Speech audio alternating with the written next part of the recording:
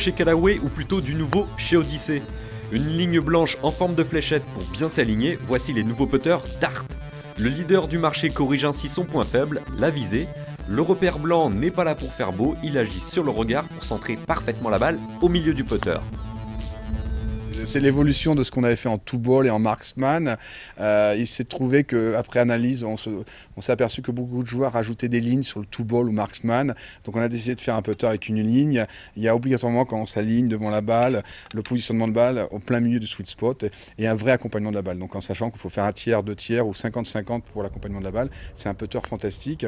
Il utilise l'insert White Ice, qui est un insert un peu plus firm, qui est tout à fait adapté à la nouvelle génération de balles, qui est en général plus soft. Hein. Il y a toute une configuration, il y a 3 modèles qui sont proposés avec phase balance, avec des positionnements de shaft différents et qui va permettre de faire, de donner un agrément de jeu, une facilité de jeu à des joueurs moyens. Voilà. Les darts n'ont pas qu'un système révolutionnaire d'alignement. Leur répartition périmétrique du poids de tête leur offre une grande facilité de jeu.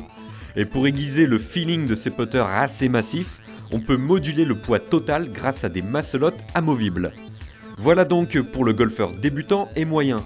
Les bons joueurs devront quant à eux se retrancher vers les Black Series Tour Design. 8 créations à la finition très aboutie.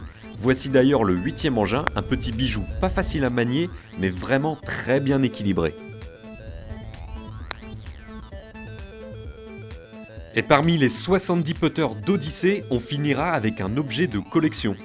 Le PT82 est la réplique de l'outil de Phil Mickelson. Le vainqueur du dernier Masters a fait tracer un repère visuel sur cette toute petite tête en carbone doux. Conçu en édition limitée, on le trouve encore notamment chez Golf Plus au prix de 349 €. Et oui, c'est cher une relique.